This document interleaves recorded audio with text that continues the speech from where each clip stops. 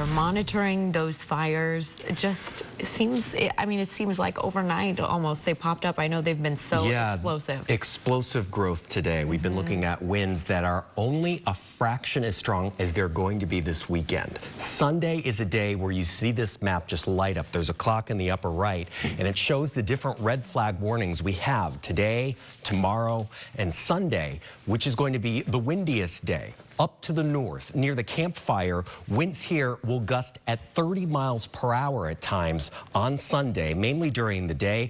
We're still looking at gusty winds, of course, right now in Southern California. So up and down the state, critical fire weather that is getting worse through the weekend this weekend. Visible satellite during daylight hours today showing the huge amount of smoke coming out of the Woolsey and hill fires down to the south. Up here to the north, a huge plume of very thick smoke. People in the Bay Area look outside their windows, go outside and think there is a fire in their neighborhood. It is that thick. And taking a look at the latest satellite detection, it's going to take a moment for the computer to pop it up here.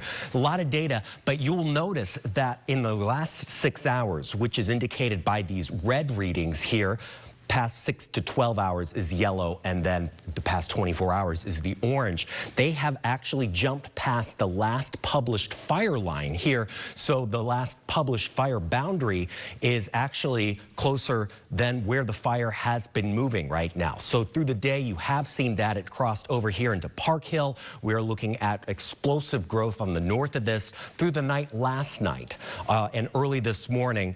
The growth was in this direction toward Chico, but a wind shift later through the day today has pushed that growth back to the north, and that's what's going on right now. But overnight, once again, we'll see another wind shift where that will push that to the south. Now on to the south where those other fires are burning. This is kind of a 2-in-1 here because you have the Woolsey Fire on this side of Thousand Oaks and the Hill Fire over here on the Oxnard side. And through this growth of fire, you can go all the way down to Malibu to see where that growth has occurred in the last 6 hours here. So really critical explosive growth here on the Woolsey Fire there on the east side of Thousand Oaks.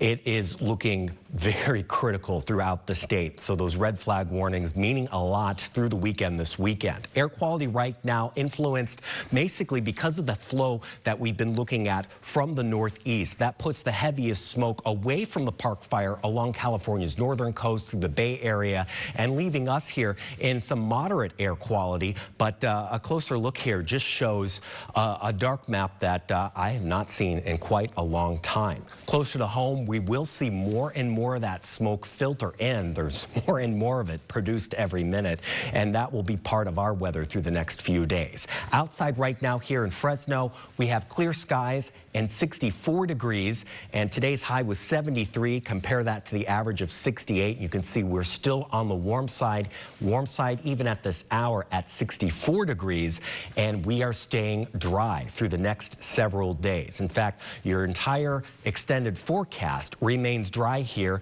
There are a few clouds coming in as we go through the middle of the week next week. That's mostly sunny / partly cloudy. It won't be fully partly cloudy for too long on Tuesday and Thursday. Temperatures not affected too much. We have to wait some 10 days from now to see our next possibility of rain here in Central California. And it's looking like just a possibility suggested by the long-term computer models.